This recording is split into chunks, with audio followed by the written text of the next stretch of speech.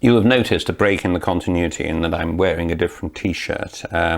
Obviously all this program isn't made in one day, and it's now the morning, the day after I started the Black 5. So if I seem a little bit slow and dull, which is normal, I've not long woken up, so we'll see how we crack on. Frame extensions. Brassmasters rather cleverly show you where you need to remove any for train set curves. I don't mean toy train set curves, but any of our models go round bends far too tight for reality. Even the tightest bend is much, much wider than most model railway layouts. So this is dead scale. Then you have P4, the first semi-annular ring, and then 00. Now, by replacing the bogie wheels, I've actually made them, not the diameter of the wheel itself smaller, but the width of the flange. So I'm going to take this off, certainly as far as the 00, but no further. And you'll see the difference that this will make. So we clamp it in the vise.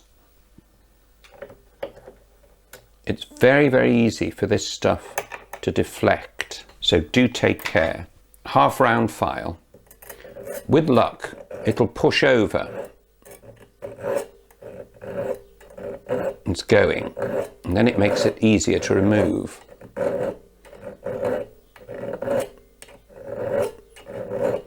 Make sure it's supported all the way. What I'm doing is encouraging it to bend by putting it in the vise with the half-etched lines to the outside. It encourages it to bend over. It's just easier to file that way. But it's very, very weak, so do support it. And that's bent over very nicely, retaining that curve. It's bent ever so slightly in the middle. Just bring that back. And then you can file that away quite easily. File against it.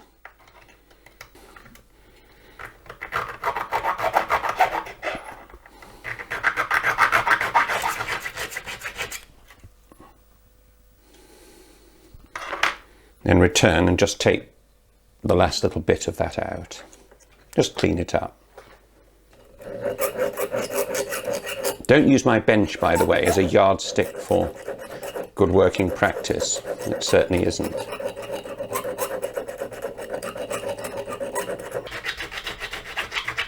And then finally clean it up. And that's not too bad at all.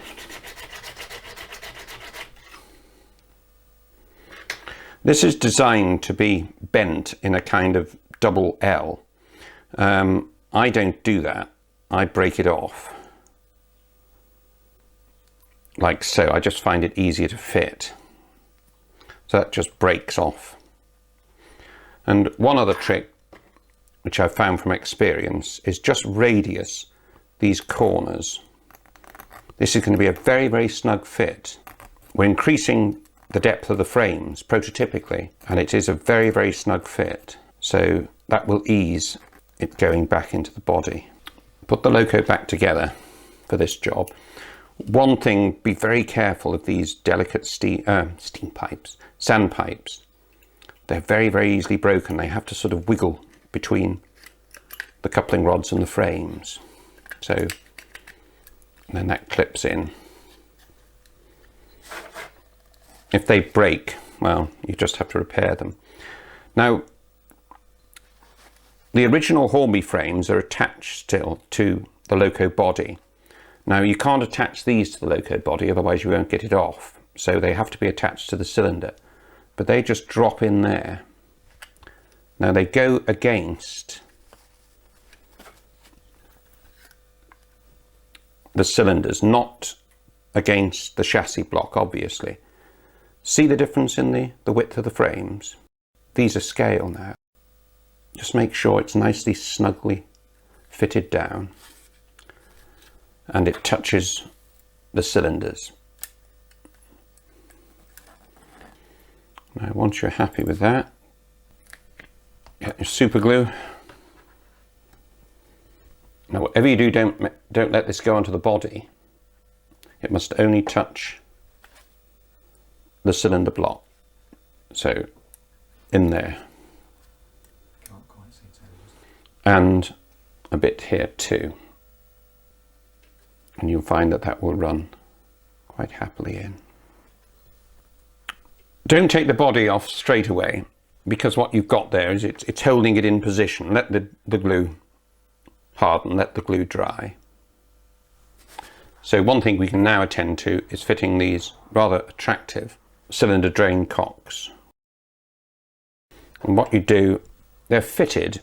Brassmaster suggests you fill in, see this sort of gap in the cylinders there, to allow the locomotive as supplied to negotiate very tight radii. I don't think that's necessary to fill it in, especially when you put the cylinder cover back.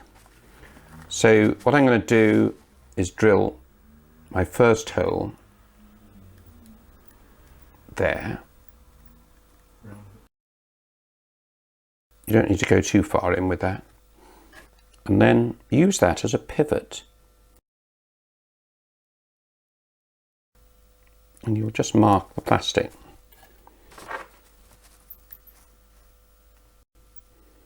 And drill your second hole at that. Now they're holding in place very nicely just with friction, but for absolute security, again the slightly viscous super glue, turn it over, and just let the glue go in. Even though super glue grabs instantly, or claims to, it's always wise just to leave it a little bit. And one device to ensure that the frame extensions are bonded permanently to the cylinders, hold it in place, is this rather neat pair of self-locking tweezers. They're available from Chestos, from Squires, from most tool places that trade at exhibitions. Anyway, there will be a full list of where you can get all these bits and pieces.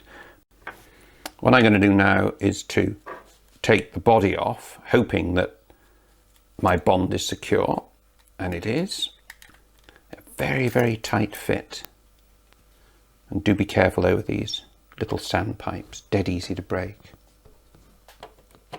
And that's now stuck on nice and firmly, both sides. One thing I will have to do is just take off the little moulded rivet pips that Hornby supply on their cylinders. Just single stroke with a Swan Morton, and away they go. Get some of the fairly gooey super glue. Not too much for this job. Just plop it in place. This is the cylinder cover that Brassmasters give you. It's a little etching, and if you recall, I stamped the rivets through yesterday it was, and the cylinder relief valve is just soldered in. Little white metal casting, again all that's supplied. You can hold it with that and pop it in position. Press it down, and that's grabbed. If you look here, you can see this is the motion support bracket, which is supplied again as part of the whole fret. You'll note that I broke it off. I just find it easier to fix, and that's just soldered then to the slide bars. Clean the dirt off that Hornby has put on.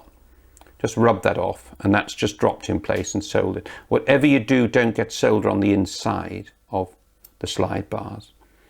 But I'm going to leave that for a few more minutes to ensure that this is really thoroughly set.